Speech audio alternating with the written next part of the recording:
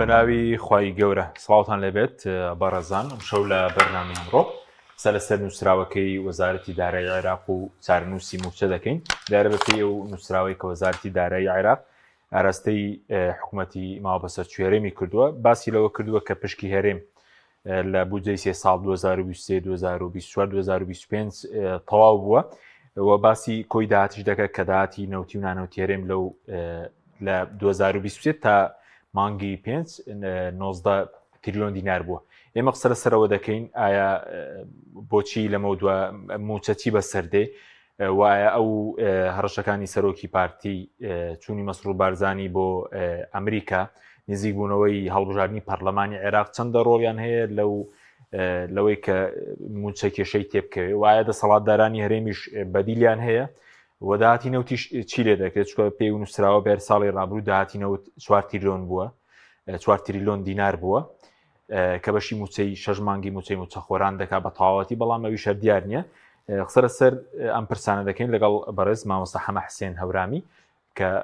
سپۆرە لە بواری ئابووری. مامۆستا بەخێر بێن سوپاسیان بەدەبوون زۆر سوپاس دەکەین. ئەگەر سەرتا سەرنجی بەڕێز بزانم بەرلەوەیکی بچینە سەر وردەکاری ئەو نووسراوی وەزارەتی دارایی عێراق کە ئەمڕۆ ئاراستەی حکوومەتی هەرێم کراوە سەرنجی بەڕێز بزانم لەسەرەوەی کە چی وای کرد لە مانگی 5 ئەو کێشەیە دروست بێ خۆ تا مانگی 4 ئەوە کارانە چی بوای کرد کە ئەم کێشەیە دروست ببێ. زۆر سپاس وەڵی کارگە حەکیم خۆ دەزانی هەڵبژاردن لە پێشایە بەڵێ اتفاقە کە لە مانگی 11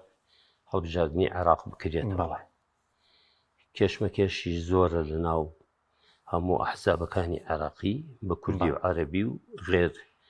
کوردی و عەرەبیش جا ئەمە بەڕاستی وای کردووە کە هەریەکە خەمی خۆی بخوات چی بکەن و چی نەکەن. ئەم کێشمەکێشمانە کە هەیە ئێستا لەمەولا دەرەکەوێت ئیشی لەسەرەکەن و زەخ دەخەنە سەر یەکتر لەبەرەوەی ئێستا حالیەن وای لێ هاتووە ئەمان لەم کاتە ئێستا باسی موچە و بوجە و ئەو شتانە ئەکەن. خۆ دەزانی کاتێک کە ئەو بوجەیە بۆ ساڵانی پێشوو 23 و 24 و بە 25ەوە دامراوە بوجەی 3 ساڵە ئەو بوجەی 3 ساڵە بوجەیەکی تاری بوو لە ئەزمەیەکا بوو کە ئەوان دروستیان کرد ئەم بوجەیان دانا تەرخانیان کرد تا کۆتایی 2025 لەسەری بڕۆن بۆی ئەزمەی زۆر لە عێراق بوو. دینە سەرەوە بەڵام هەڕەشەکانی سەرۆکی پارتی ئەو گرێبەستانی کە گران لەگەڵ دوو کۆمپانیا ڕۆڵیان هەبوو لەسەر ئەم نووسراوە کام دوو کۆمپانیا بەڵێ ئەو دوو کۆمپانیایی کە لە ئەمریکا مەسرور بارزانی چوون واژۆی بڵین گرێبەستی لەگەڵکردن ئەو کۆمپانیانە خۆی ئەسڵیان هەر خۆیان کوردین ڕۆشون لە ژوورێکی بازرگانیە ئەو ئیتیفاقیان کردووە ئەمە هیچ ڕەبتێکی بەهینەوە نییە بڵێ وەڵا ئەمە حکوومەتی ئەمریکا بۆ تەفسیری دەکەن لەگەڵ کۆمپانی ئەمریکیە لەگەڵ حکوومەتی ئەمە زانکی ئەم کۆمپانیانە کە هەیە لەوێ خۆیان کۆمپانیاکە ئەسڵ خۆیان کوردین پێ دوای خاوەنداریتیان کوردیە بەڵێ خۆیان کوردین بۆ چۆن بۆ سوونی بەرز لەبەرەوە تەنەن لە کەرتی نێوتێرێم ئیش دەکەن چکە لە شوێن لەوە سەرچاوی دەگرێت بەڵێ جا زانکی ئەمە شتێک نییە کە حکوومەتی ئەمریکا وەکو حکوومەت لەسەر خەت بێ بۆ ئەوە چکاتێ ئیتفاقیاتی نەوتی و غازی ئەوە شتێکی سیادیە و مەدارێکی تایبەتی و سیاسەتێکی تایبەتی ڕوا بۆ نمونە لەم ماوەی پێشووە جەولەکەی ترامپ کە هات بۆ سعودیە و ئیمارات و قەتەر و ئەوانە ئەو بەپێی داتاکان و حکوومەت اتفاقی لەگەڵ حکوومەتا کردووە لەبارەی نەوت و ئیسtisماراتی نەوتی و غازی. جا بەڕاستی ئێستا حیزبێک بڕوات لەگەڵ ژوورێکی بازرگانی اتفاقیە تێبکە ژووری بازرگانی ڕێکخراوێکی ناحکومیە هیچ ڕەبتێکی نییە بە سیاسەتی مالی ئەو وڵاتە. باش بەس مامۆستا ئەمە ڕۆڵی نەبوو لاڵۆسکردنی پەیوەندیەکان لەگەڵ بەغدا چونکە ئێستا وتیان بەبێ پرسی عێراقی ئێمەوەمان کردووە کاریگەری نەبوو ینی لاڵۆسکردنی پەیوەندیەکان. من پێم وایە ئەزانیشی هەر هەنگاوێکی هەڵە مەردوداتێکی خراپی لەسەر دروست دەبێت. من پێم وایە هەرێمی کوردستان لە چوارچەوەی دەستوری عێراقە هەرچی بکات لە مەسلحەتێتی لە چوارچەوەی دەستوری عێراقی دەرچوو وابزانم محکەمەی فیدراڵی ئەوە دەوری خۆی تیا ئەبینێ و قسەی خۆی هەیە. ئەی هەڕەشەکانی سەرۆکی پارتی کە لە 15 ئەم مانگە وتی سیکە قبول ناکەن موچە دوا بکەوێت. ئەی باشە قبول نەکردن کە پێ دوایە چی دەبێت لەمە دووە؟ بۆ قبولی کرد 56 موچەی خەڵک بۆ قبولی کرد چێ فۆتانی 56 موچەی خەڵک فۆتاوە با ئەوەی قبول نەکردایە جارە بۆ لەمە دووە ئەوە شتێکی کەیە ئەوەی پێشووی وە قبول کرد. هەڕەشەکان هیچ ڕۆڵێکیان نەبوو چونکە وەکو هەڕەشەیەک بوو ئەمە بەرهەمەکەی بوو. کاکی گیان هەڕەشە زین تۆ لە ماڵەکەی خۆتەوە هەچی ئەڵێی ئەبێ دوو مەدار وەرگری مەدارێکی یاسایی مەدارێکی قووە قووەی تۆچی بەرامبەر بەو کەسەی کە هەڕەشەی لێەکەی یاسای تۆ چییە بەرە چ یاسایەکە بەدەسە کە بتانی زەبتی ئەو هەڕەشێت بکەیت. کارتیان نییە بەرامبەر بەغدا؟ نەخێر کارتیانی بۆچی کارتی هەیە ئەوە بە من یەک شتت پێ بڵێم کاک حەکیم ئەمڕۆ لە عێراقا مشکلەیەک هەیە تۆزێ بڕین ئیتاری تەنسیقی مەسەلەی سووریای هاتووەتە سەر و ئیسرائیل لەولاوە هەجەماتی هەیە و قووەی باشی هێناوەتە محیتی مەنتەقەکەوە. من پێم وایە تۆزێ لەو ئەزمەیە خۆپارێزی ئەکات عێراق خۆپارێزی ئەکات حکوومەتی هەرێمیش لە پاڵ ئەو خۆپارێزیە ئەم هەڕەشانە ئەکات نە هەڕەشی تو چی ئەەکەی تۆ لە چوارچێوەی دەستورێکی عێراقیەژی لە ناو دەستوری عێراقی لە ڕووی حقوق و واجباتەوە چیت هەیە لە چوارچەوەی ئەو دەستورە حەق دەیە بەڵام تەجاوز بکەی لەو دەستورە ینی حتا خۆ دەزانیەوە تا محکەمەی ئەوەی نادی پاریس ئەوە قەرارێکی دەرکرد و وەلو من جاری پێشوش پێم وتی ئەو قەرارەی نادی پاریس لە مەسلحەتی خەڵکی کووردا نەبوو لە مەسلحەتی دەسەڵاتداران هەبوو لەو کاتەوە بە زەوقی خۆیان نەو دەفرۆشن و یەک دیناریشی یەک سنتی ناچێتە ناو مالیەکەەوە با ئەوەت بۆ تەواوکەن جاران کە نەوتیانە فرۆشت بە سربەخۆیی هەموو مانگێک نزیکی 350 بۆ 400 ملیۆن دۆلاریان خستە سەر بەشێکی بۆ مالیەی هەرێم بۆ موچە بەشێکیشی بۆ گەندەڵی بەشێکی بۆ کۆمپانیەکە بەڵام ئێستا یەک دینار ناخەنە سەرەوە ئەوە یەک داهاتی ناوخۆش کە کۆی ئەکەنەوە خۆیان بە پێی تەقریرەکان جارێکیان وتیان 460 ملیارە جارێکیان وتیان 350ە دینار تەبان دۆلار من ناڵێم. ئێستا تازەترین تەسریح یەکێ لە وەکیل وەزیرەکانی وەزارەتێکیان ئەڵێ باشترین سەرچاوەی داهاتی ناوخۆ ئیبراهیم خەلیلە کە بە ملیار دینار تەجاوز دەکات. ئەی باشە خۆ ئەمانە کە هەمووی هەیە ئەوانە هەمووی بووە خۆیان وتویانە کاکە ئەو کاتانە بەو شێوەش بوو لێبڕین هەبوو پاشەکۆت هەبوو کەمی موچە هەبوو هەموو شتێکە بوو بەس هەر باشتر بوو لەوەی ئێستا مەسەر لە 2023 سێ موچەیان نەیە 24 موچەیەکیان نەیە لە 2020 حەوت موچەی تاو هەر ئەوە هەر باس خۆی هەمووی کۆی شەس و شتێک موچە تا ئێستا نەدراوە موچانەکە ئاوا ئەڕوات و بەو شوەیە کەس لێ ناپرسێتەوە باسیشی ناکەن خاستن کاتێک کابینەی نۆ هاتووەتە سەردۆر بەڕاستی کابینەی نۆ بەجارێک هەموو شتێکی تێگاوە تێکی داوە تێکیاوە چکار کووە کاک هەر باسی هیچ ناکە ساڵی 2024 یەک موچەینەیە باسیشی نەکرد و هاتووە موچەکەش هاتوو من و تۆ لێرە باسمان کرد و وردەکاریەکانماندانا دوایی خۆیان وتیان وڵات 400 ملیاری ماوەتەوە 4 ساڵەکە دابشکەن شتێکی بخەنە سەر و بە ئەو مانگی 12 خەڵک وەریگرتایە جا لەبەرەوە بەڕاستی ئەمان نییە لە هەموو شتێکە کارتەکانیان سوتاوە لە ڕووی ئیداری و مالیەوە نە یاسا لە پشتیوانیانە و هەموو کەسێکی جەزانێ ئەم پارەیە بۆ کوێ ئەڕوا بۆ کوێرا باشە بچین سەر وردەکاری نووسراوەکە بە پێی و نووسراوە بێ ئێستا موچەی 4 مانگ هاتووە ینی ئێستا موچەی 8 مانگ لە خەتەردایە لە مەترسیدایە چۆنە ینی ئەو نووسراوی کە ئەمڕۆ چی لێ دەخوێنیتەوە و حسابکردنی داهاتەکانیش و ئەو نووسراوی وەزارەتی دارایی عێراق کاک حاکیم بەڕاستی خۆ ئێمە ئەبێ بەپی میهنیەت مناقەشە بکەین نەک بەپی سیاست ئێستا لە عێراقدا لەگەڵ کوردستان و کوردستان لەگەڵ عێراقا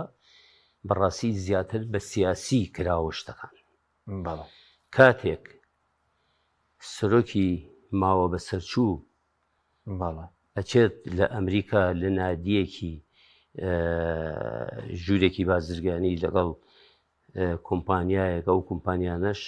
خەڵکی ئەمریکی تایە و هی خۆیانە ناوەکەی بەس جیاوازە کە لەوێ اتفاقیەک شتێکی وا ئەکەن گوایە 110 ملیار ئێمە ئیستیسماراتی غاز لە مەنتەقەکانە ئەەکەین هەتا بەعزێ لە غازەکەش لە سنووری دەسەڵاتی حکوومەتی عێراقیدایە جێناکۆک بەڵێ ئەمە ئەو نوع ئیتیفاقیانە کە ئەکرێت ئەوە زەختە ئەکرێت ئەمانیش ڕەدالفعلی ئەو زەختانەیانێ ئەمەی کە ئێستا ڕەدالفعلی ئەوەیە کە لە تۆ ئەچیت بە ناوی هێنەوە ئیتیفاقاتی 110 ملیاری ئەکەیت باشە خۆ وەختی خۆشت نەوتی کوردستانت بە ئازاد فرۆشت و ئەوە تا هەر لەو مەرحەلانە تقریبا 56 موچەی خەڵک فروتا حاڵەتی خەڵک لە ڕووی اقتصادیەوە خراپ بوو دوای ئەوە ئێستا تۆ دەستیاوەتە ئەوە ئەبێ چاوەڕێی چی بی لەو شتە باشە بەسەکە خوێنەوەی بۆ بکەین ئێستا ئەمە من ئەمە حەزم داهاتی نەوتی و نانەوتی تا مانگی 5 ئەم ساڵ 90 تریلیۆن بەڵێ 90 تریلیۆن و 927 ملیار و 780 میلیۆن و 613,311 دینار بەڵێ لەمە تا ئێستا ئەوان 598 ملیار و تقریبا نیویان تەسلیم بە حکوومەتی هات 14 ملیار و 234 تریلیۆن و 234 ملیار و ئەوەنە وردەیەکی دیار نییە ئەوان ئێستا شەڕەکە لە پێفرۆشن ئەوان هیچ پەلەیان نییە ئەوانە خەڵکێکی پرۆفیشناڵن لە ڕووی مالی و ئەتەکێتی ئیداری و حکوومەتداریەوە فەرموو ئەوە تا ئێستا هەموو کەسێک گەزانێ ئەوان ئاگایان لێ تۆ نەود ئەنێری بە قاچاغ لە ئێرانەوە خۆ ئێران دۆستی تۆ نییە ئەیاتەوە بۆوان لە تورکیاوەی نێری خۆ تورکیا دۆستی تۆ نییە معلوماتەکە هەموو ئەیاتەوەوان ئەوان داتاکەیان لایە بە یەک تانکەریش بە قاچاغ فرۆشتی بێتیان بە ڕێگای مەرزی تایبەتیشان ڕۆشتە حکوومەتی عێراقی معلوماتەکەی لایە باش بەس ئێستا مامۆستا ئەوەی کە 90 تریلیۆن داهاتی نەوتی و نانەوتی هەرێم بووە بەڵێ ئەوەی کە تەسلیمی کار 9 تریلیۆن تقریبا تریلیۆن کراوە بەغدا 14 تریلیۆن و ئەوەنەی نادیانە باشە بەس ئەگەر سەیری کەین ئێستا بۆ نمونە داهاتی دەڵێ داهاتی نەوت لە ساڵی 2024 4 تریلیۆن و 708 ملیار بووە بەڵێ لە 2024 4 تریلیۆن و 706 ملیار بووە یعنی باردووکی ئەوە زیاتر لە 9 تریلیۆن دەکات 415 ئەی چی لاتەوە ئەو داهاتی نەوتە کاکی بەڕێز ئەوان نییە من جارێکیان لێرە باسم کرد لە باشە ئەو بڕیارەی نادی پاریس لە مەسلحەتی هەردوو حیزبی دەسەڵات بوو لە قوربەسەری بوو بۆ ملەتی کورد بە هەموویەوە چکاتێ چۆن جاران ئەوان نۆتیان نەفرۆشت مانگانە پارەیان خستە سەر بوجەی وەزارەتی دارایی لەگەڵ ناوخۆ شتیان کۆ ئەکردەوە عێراقی جاجا 200 میلیارد نام ئەوە مەبلەغێکی ئەنارد بۆیان ئەوانەشی ئەخرایە سەر و موچەی خەڵکی ژەدرا و ئەوەش نەبوو موچە بفۆتێ بەڵام لەو کاتەوە قەراری نادی پاریس دەرچووە بڕیارەکەی محکەمەی نادی پاریس تا ئێستا نەود ئەوان ئەفرۆشن بە زەوخی خۆیان 1 سنتی نەهاتوەتەوە سەر میزانەی بڵێن هەرێم بۆ خەڵکی سەرف نەکراوە بۆ خەڵکی سەرف نەکراوە بۆ هەردوو خۆیان ئەو دوولایانە بەشیان کردووە بە پێی حسەی خۆیان تە چۆن بەشیەکەن ئەوەیان خۆیان ئەزانن باشە ئەوە بەس وەکو داهاتی نانەوتیش دەڵێ لەو لە 2023 لە 2024 تامانگی پێنجی ئەم ساڵ 10 تریلیۆن بووە 10 تریلیۆن دینار بووە هیچی داهاتی نانەوتی بڵێن لەو ماوەیەدا داهاتی نانەوتیاری هەر لە بیدایەتەوە تا ئێستا بەڵێ وایە بەس ئێستاوان پێشتر دەیانوت داهاتی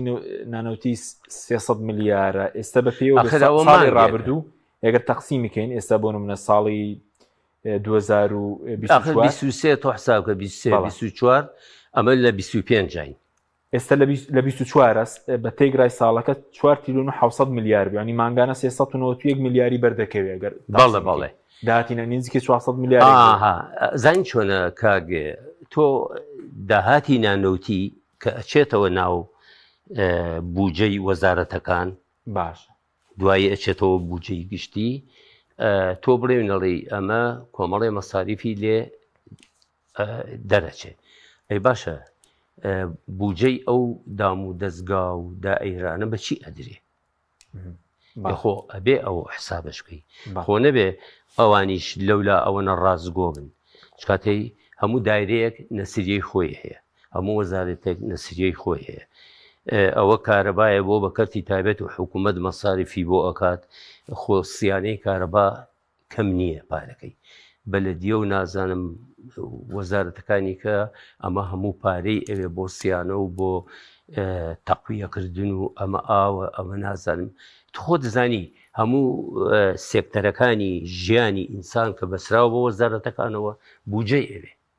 خۆ ئەم بوجەیە لەکوێوە دەرەچێت کاکە ئەم بوجە لە بوجەی ناوخۆ بۆ یەچێت خۆ ئەمان ئەگەر ڕازگۆ بوونایە هی نەوتیەکەیان بیان قسایەتە سەرەوە هەنتوانی داتای خۆیان بن ئەوەمان کردووە بۆ ئەوەمان کردووە بۆ ئەو چکاتێت تۆ ئێستا ئێمە مشکیلەی ئێمە لەگەڵ حکوومەتی عێراقی بەس موچەیە ئەی بوژانەوە ئەی ئاودانکردنەوە ئەی تەربیە ئەی سەحا ئەی هەموو سێکتەرەکانی ژیان ئەی کاروباری کۆمەڵایەتی ئەمانە هەموو ژیانە ئەی ئاودانکردنەوەی ڕێگاوبان و تعلیمی عالی و هەموو سێکتەرەکانی ژیان خۆمە پارەی ئەوێ کاکە بەڵام ئەوان نییە ئێستا هەمویان کردووە بە کەرتی تایبەت لێرە تۆ سێرەکەی چ گەڕێکێک هەیە دوو مەکتەبی ئەهلیتیانە بێ ئەوە تا ئێستا هەچی قەزاکانیش هەیە خەریکە زانکۆکان بکەنەوە ئەهلیەکان بەرەو ناحیەکانیش بڕۆن علمیشیان هێناوەتە خوارەوە ئەوە زانکۆی ئەهلیان کردوێتەوە ئەمە زانکۆ ئەکەنەوە ئەوە قوتابخانە ئەکەنەوە بە ئینگلیزی و فەڕەنسی و زمانەکانی کە خەڵک لەوێ بخوێنێت و ئەوانە وازیان هێناوە لە بەعزە شتێکی کە ئەمە هەموو پارەی ئەوێ کاکە ئەم پارەی ئەمان چیان کردووە ئێستا تۆ تەربیە جاران ئەگەر مەبلەغێکی گەورەی بوو سایسە کەمیەوێ چکاتێت تۆ ئێستا هەر لەم گەڕەکە چەند مەکتەبی ئەهلیتی هەیە جاران نەبوو لەبەرەوەی ئەمان میزانیان تێکاوە هەمووی شتێکیان تێکاوە ئەگەر ئێستا بڵێن وڵای ئەمە پارەمانەوێ بۆ تەربیە و بۆ سەحە و ئەوە تا ئەگەر گوێ لێبێت یەکێک لە کەناڵەکان باسیەوەی کرد پیاوێک ماری پێوە یاوە دەرزیەک بە 40,000 دینار بۆ لە خزخانەکە نەبووە وتیانە وتێتی وەڵڵاهی من خۆم پارەم نییە و لێکوتیانە بە 40,000 بیکڕی لە دەرەوە لێت بین ڕاستە تۆ لە وەرزی ئێستا خەسخانەکان دەرزی مار و مێر و ئەو شتانی تیان نەبێ. باش بەس ئێستا چارەنووسی موچە ئەوەی کە پێوەستە بە موچە دەڵێ پشکێرێم تەواو بووە چکەوەیان هەژمار کرد و بەڕێز دوتە داهاتی نەوتی و نانەوتی لەگەڵ ئەو بڕەپارەش کە پێشتر بۆ هەرێم نردویان ئێستا ساڵی ڕابردوو 10 تریلیۆنیان نردبوو بۆ موچە ئەم ساڵ 3 تریلیۆنی تریان نردووە بڵێنەوە 300 تریلیۆن 2023 بڕێکی دیکە هەی چارەنووسی ئێستا موچە چی بەسەر دێ ئەو هەژ مانگەی کە ماوە بەڵێ یەشت پێ بڵێم یەکەم ئەو پێم وتی ئەو میزانیە ئەو بودجەیە کە دانرا بۆ 23 و 24 و 25 لە حاڵەتێکی زۆر تاریا بوو پەڕەپروزەی پێوە دیار بوو ئەوانەی ئێمەش کە لە پەرلەمانن بە هەموویانەوە باشە بەبێ ئیسtisنا وردەکاری ئەو شتانەیان باش بەڕێ نەکردووە کە بزانن ئەم وڵاتەی ئێمە لەم هەر ساڵی چەند تریلیۆنیەوێ هەرمانگی چەندی ئەوێ بۆ موچە ئێ باشە ژیان هەر موچەیە خۆژیان هەر موچەنیە کاکە تەربیە بەچێ پەرلەمانتارەکان بڵێن کاتێک هەرێم نەوت تەسلیم ناکە داهاتی ناوخۆ ڕادەست ناکە تۆ ناتوانی دەتوانی هیچ بکەیت لە بەغدا کاتێک کە تۆ ئەزانی چۆنە یەکشتە ئەوە شتێکی کەیە بەڵێ ئەوە حاڵەتە سلبیەکان لە یاسای ئەو بودجەیە کە دروست کراوە لە حاڵەتێکی تاری دروست کراوە زۆر بە پەڕەپلوزە کاتە نییە میزانیەی وڵاتێک بۆ 3 ساڵ دانرێ هەر نەبوو لە عالەمە هەموو ساڵێک لە 2 ئەو ساڵە بۆ 12 بودجە دائنرێ ئەوش بۆیە یەک دانارێ یەک 2 دانرێ یەک ئۆتڵەیە میزانیش لەسەر ڕۆژانی ئیشکردن جێبەجێ کرد لە 2 میزانیە بۆ 12 بەڕێ ئەکرێ کە ئەو کاتە ئەمە کراوە بەڕاستی من یەکشت پێ بڵێم کاک حەکیم ئەو پەرلەمانتارانی ئێمە کە لە پەرلەمانن باشە هەر هەمویان لە یەک شتا کۆبوونەتەوە یەک اختصاص یان ئەغڵبەیان یاسایین یان کابرات تاریخیە یان عسکەریە یان شەشە ئابووری دەکەی ئێمە ئامار و ئابووری خوێندووە تەوزیعیان نەکردوون بەسەر هەموو سێکتەر ئێستا لە شوێنەکانی کە ئەندامی پەرلەمان دامن خەڵکێک دانێن ممارز بێ لە دامون دەستگاکانی دەوڵەتە ئیشی کرد بێ شارەزا بێ عمرێکی هەبێ کە بتوانێت لە جەلساتی پەرلەمانی بۆ ئایندەی وڵاتەکەی کار بکە بەڵام ئێمە ئەوەنە نمایشی حیزبی پێوە دیارە نمایشی شخصی پێوە دیارە ئەوەنە کارکردنی مهنیەتی پەرلەمانتاریان پێوە دیار نییە من ڕێزم ئێوە قسەیەکەم کاتەی ئەندامی پەرلەمان ئایندەی ئەو ساڵە مەسەن لە ساڵێکا بودجەیە دروست دەبێ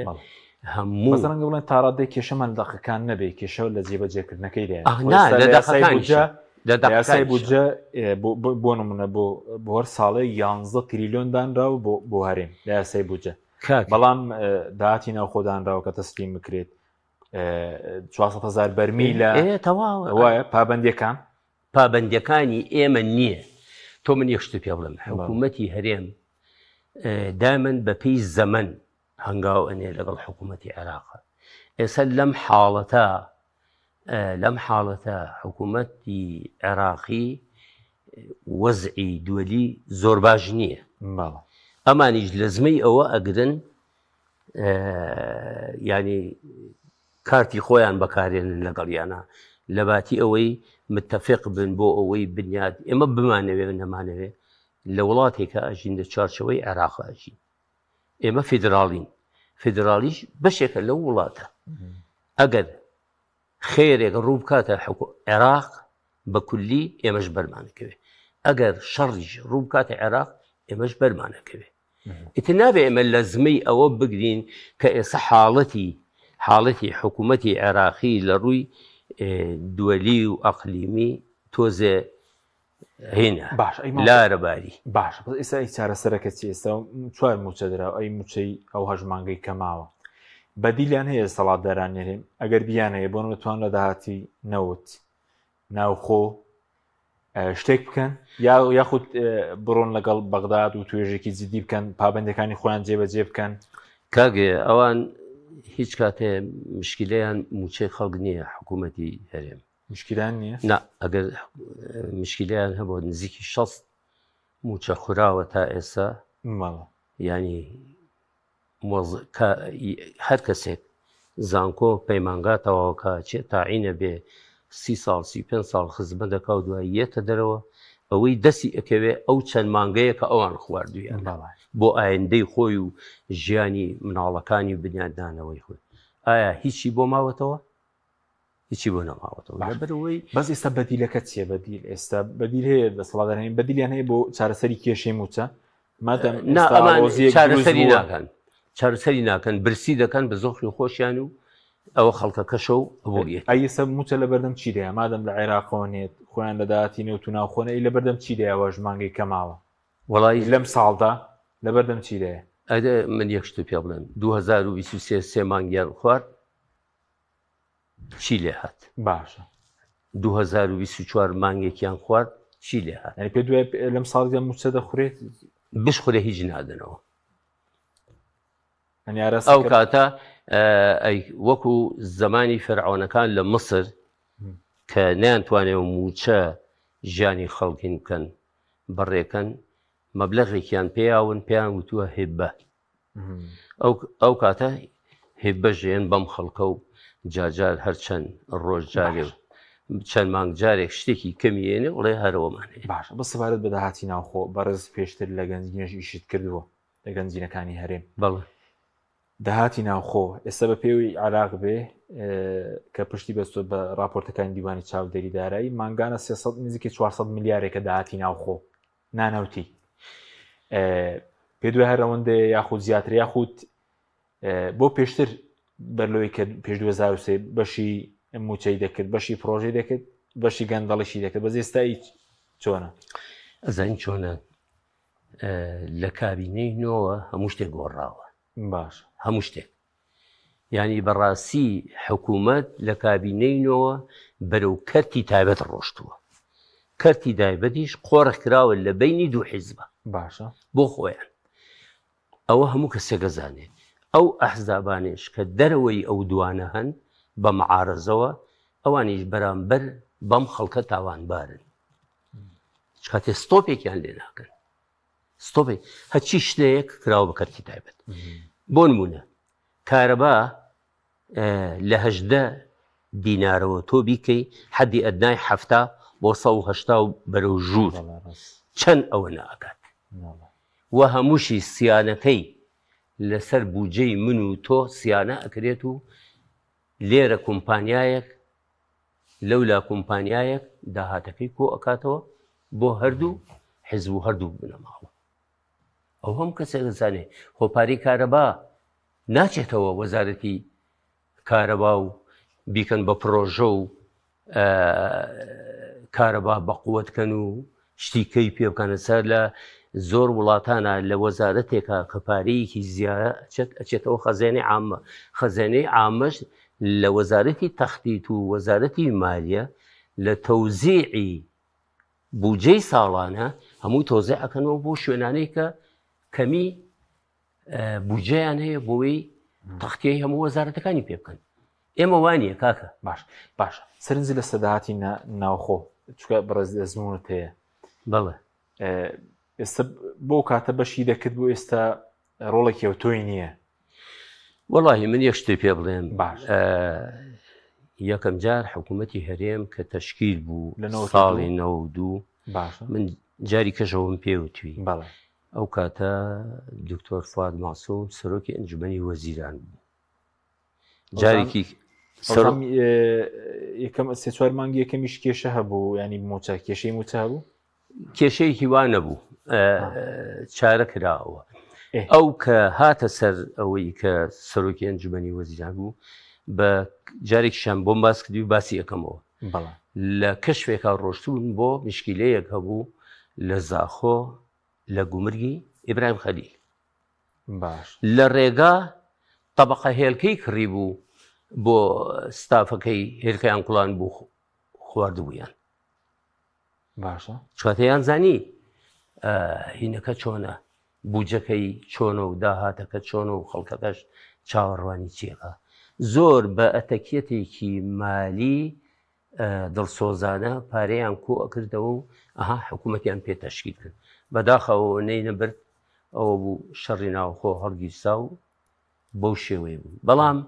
دوایی لە دوو ئیدارییشە ئێمە لەم سلێمانیە بەو پارەکەمەی کە هەبووە چیتان پێ دەکرد موچە ژەدرا دەمانەتوانی پرۆژە بکەینەوە موچە ئەدرا شەڕی ناوخۆی پێەکرا بەخۆ لە بەدەم خانەقا فیشەق و قومبەلە و سیلاحی ڕزیویان بەپارەی ئەو هینە ئەکڕی بەشی ئەوەشی ئەکرد بەشی ئایچی بەشی گەندەڵی شەر بەشی گەندەڵیشیە کرد و بەشی ژیانی خەڵکیشیە کرد بەس ئێستا گە داهاتی نەوتی وەداهاتی نانەوتی هەرێن ئەنی دارێکی باشیە بێت بە بگەڕانەوە بۆ عێراقیش بەش دەکە ئەگەر دەستپاکێکە بێت باش بەڕێوەبردنێکە بێت ئاڵگۆری ڕاستە ژمارەی موچە خۆری زیاد بەس ئاڵگۆری بازرگانیش زۆر بووە داهات زۆر بووە باجر و سومات زۆر بووە کاگە ئەگەر بێت و دەستێکی ئەمین هەبێت دوور لە دەستی حیزبی دوور لە کۆمپانیاکانی حیزب دوور لە کۆمپانیاکانی بنەماڵەکان دوور لە کۆمپانیاکانی صاحب دەسەڵاتە عەسکەریە تارەکان ئاخر ئێرە هەمووی وایە ئەمانە بەدەربن لەوە ئەوانە بەدەربن لەوە ئەو پارەیە کە هەیە بە شێوەیەکی زانستیانە بە شێوەیەکی مالی و تەواو بێتەوە خەزێنەی دەوڵەت بەشی موچەژەکە بەشی بوژانەوە ئەکات بەشی ئاوەدانکردنەوە ئەکا بەشێک شتێک ئەکات بەڵام ئایا ئەوەی تایە ئێستا نەخێر باش لەبەرەوەی عەفومکە لە ئێمە هەر خۆمان لێرەوە دەواازەیەکین بۆ عێراقیش هەر ئەقلیمەکە بۆ عێراقیش دەواازەیەکین بۆیان لە زۆر لە ئێمەوە ئەچێتەوە بۆ ئەوێ زۆر شت لە تورکیاوەیەت لە خەتی ئێمەوە ئەچێت بۆیە لە ئێرانەوەیەت ئەچێت بۆ ئەوێ ئێمە زیاتر گونجاوترە بۆەوەی داهات زیاتر بێت ئەجا حرەکەی ناوخۆش لێرە ئێستا ئەو حرەکەی لە سلێمانی و لە هەولێر و دهۆکە هەیە لە بەسڕە و ناسریە و سەماوە نییە ئێخۆ بوو هەموو پارەپەیاکردنە ئەجا دوای ئەوە مەناخی کوردستان لە ڕووی کشت و کاڵیەوە تۆ خۆت ئەزانی زۆر گونجاوە زۆر شت هەیە لێرە ئێمە کە مەوسمەکەی یەت فەلاحەکانمان شتەکان یان فڕێیان نازانن چی لێکەن لەبەرەوەی ئێرات بە بازارێکی باش نییە لەبەرەوەی ئێمە ئەوە نەوتە و غازە و ئەوانەشە لە مەنتەقەکەمانە زیادەی ئەو نەوت و غازەی کە ئێمە هەمانە بۆ ژیانی مەعیشی 20 ملیۆن کەس بەعمەلیەت هەر بە ڕەفاهەت بژی بەڵێ ئێمە 6 ملیۆنی بەشی 6 ملیۆن نین وەڵا 5 ملیۆن و 500 و شتێکی با 5 ملیۆن هەنی بەشی ئێستاداهاتی بڵێن غاز و نەوتەکەمان لەگەڵ سنوورەکان بەشی 20 ملیۆن کەس دەکە ئەگەر ئیدارەیەکی باش وەڵای ئیدارەیەکی باشە بێ بەشی 20 ملیۆن ئەکات بەڵام تۆ خۆ دەزانی ئەوە استثماراتە ئەیبینیت هیچیەیە ئەوە شەریکات و مەکتەبەکان و جامعەکان و ئەوە ئۆتێلە پێنجەستێرەکانە و زۆر ئەوە مۆڵەکانە بزانە هیچێن هی ئەشخاصەکانن هیچی کەسەیە خۆ حکوومەت هیچی بەدەسەوە نەماوە چی بەدەسەوە ماوە هەمووی ئەو دوو حیزبە ئەو دوو بنەماڵە بۆ خۆیان قۆرخیان کردووە و باش یەکێ مەکتەبی هەیە یەکێ جامعی هەیە یەکێ مۆڵی هەیە هەمووی لای خۆیان باش چەند خوڕێکێکمان ماوە بەس وەکو چارەسەرەکە ئێستا بەغدا گلەیەوە شێ لە بەغدا کە هەموو جارێک ئەگەر کێشەیەک دروست دەبێت موچە خۆر دەبێتە قوربانی ئەوە ڕاست ناکەن ڕێکاری ئەوە شێ بەرامبەر بەدەسەڵاتداران بیگرنە بەر مڵک و ماڵیان سەفەریان وایە بەس ئۆکارەکەی چییانی کاگە حەکیم جارە ئەوان حکوومەتی عێراقی ئەم ئیتاری تەنسیقیە هەمویان فتری کە خۆ زانی ئەڵێن هەڵبژاردن نەبێت ئەوان مەبەستیان تەسفیەکردنی هەڵبژاردنەکەیە هەنگاونانە بۆ هەڵبژار گرنگ نییە بەلایەنەوە تۆ برسی ئەبیت برسی نابین ئەمانەش کە ئەبێ کە ئێستا لەم کاتانە ئەمەیان وروژانوە ئەو سەفەرەی سەرۆکی ئەنجومەنی وەزیرانی ماوە بەسەرچووە بۆ ئەمریکا لەگەڵ لە شوێنێکی بازرگانی ینی ژووری بازرگانی بۆچی لەگەڵ چەند کەسانت ئەو شەریکانش کە هەیە هەر شەریکەی کوردی خۆیانە بەڵام خەڵکی ئەمریکیان کردووە بە شەریک لەگەڵ خۆیانە ئەمە ئیتیفاقیەکی وەزارەتی ناوخۆ و یان وەزارەتی بازرگانی ئێرە و ئەوان و یان وەزارەتەکانی کەودام و دەستگا دەوڵەتیەکان نییە ئەمە وەکو کەرتێکی تایبەت تۆش ئەتوانێ ساوەتا خەڵگە چێ بۆستنە لە ژووری بازرگانی دانیشێ لەگەڵ ژووری بازرگانی ئیتیفاقی ئەکات هەر کابرایەکە کۆمپانیایەکی هەیە ئەمە ئیتیفاق چکاتی نەوت و غاز سیادیە ئەمە بە سیاسە دەکرێن سیاسەتی نەوت و غاز ئەوە تا ترەمپ هات لەگەڵ مەلیکی سعودیە 600 ملیار استثماراتی تریلیۆنە 600 ملیار دۆلار بۆ زیاتر لە 40 ملیۆن خەڵک هەری کار یان بۆ ئەڕەخسێ ئەوە دەوڵەتیە کاکە بەڵام تۆ ئەچیت لە نادیەک لە ئۆفیسێکی ژوورێکی بازرگانی لەگەڵ دوو کەسا و ڕسمێکەکەی و اتفاقیەکەی ئەوە بەزمەوە سەوەکو چارەسەرەکە ئێستا ئەگەر موچەنێت ئەی چارەسەرەکە تێمادەم لە بەغداوە ئەوە بە قسەی خۆیان بێ دەڵێن پشکەی هەرێم تەواو بوو هەرچەندەوە بڵێن دەبووە ڕێکاریان بەرامبەر دەسەڵاتداران گرت بابەر ئەی چارەسەرەکە ئێستا چی یانێ بێ چی بکرێ بۆ چارەسەری کێشەی موچە با من یەک شتو پێ بڵێم زۆر جار ئەڵێن ئێمە کاتێک ئیعلانی ئێنمان کرد ئابووری سەربەخۆ باشە کاتێ مەجبور بووین بوجێیان بڕی نەخێر وەختی خۆی مالیکی پێی وتن واز بێنێ لەنەوت دەرهێنان و ئەوانە با بمێنێ بۆ نەوەکانتان لە ساحەفەکەی خۆتان وەرگرن و ئەو کاتە لە 12 نەبرە 17 بوو بەڵێ ئەو کاتە لە 17 بەڕێک و پێکی داهات بەڕێک و پێکی ئەها 100 تریلیۆن بە 17 داهات ئەو خەرجی فعلی تیانە بوو ئەتۆ با من ئەوە بۆ تاواکەم ئەو لە ساحەفەیە هات یەک حرەکەیەکی ئیستیسماری لەم کوردستانە هەبوو هەچی شەریکاتی لەم مەنتەقە خەلیجیەکانە تورکیا لە شوێنەکانی کە ڕوویان کردبوو کوردستان بۆ ئیشکردن بۆ ئیستیسمارات و بۆ ئەوانە بەڵام ئەوان هەستان چیان کرد ئابووری سەربەخۆیان ئەعلان کرد لەبەرەوەی لە بوجە تۆ ئەبێ میزانی مراجعەی بۆ بجێڕیتەوە ئەمە بۆ فڵان وەزارەت فڵان وەزارەت وا پرۆژەکان ڕقابەشیە دەیبینێت بزانێ ئەو پارەیە لە بواری پەروەردە سەحا ئەوانە ئاوەدانکردنەوە ڕێگاوبان هەیە وجودی هەیە ئەگەر نەبێت چۆن پارەی ئەم خەسخانەی شارە 4 جار بودجەیان بۆ دانا کەس دەزانی چی لێ هات تا ئاخر جار بەڕەحمەت بێ مام جەلال خۆی ڕۆشتە سەرهینەکە کە هینەکەیان تەواو کرد پرۆژەکەیان تەواو کرد خۆی بە شخصی ڕۆشتە ناوپڕ ئەوان 3-4 جار بودجەی بۆ دانرا خورا لەبەرەوەی ئەزانی چی کاگەیان ئەوان با ئەوە بزانی بودجە ئەگەر ئەوان بەو شێوەیە بکەن بیانەوێ کە هیچ نێت و ئەمان پارەی موچە بن یان ئاوەدانکردنەوەیان تەربیەیان شتیکەیان سەحە بەرن بەڕێوە هیچ ناکەن وەکو ساڵانی پێشوو چیان کردووە هەرەوەکەن چیان کردووە تۆ پێشتر 56 موچەیان خوارد دوایی بوو بە 60 شتێک هیچ فلسی کەسیاندایەوە لە ئابووری سەربەخۆ ئەمەش ڕۆشتون ئەڵێ ئیتیفاقیەکە ئەوان پارەکە نەنێهین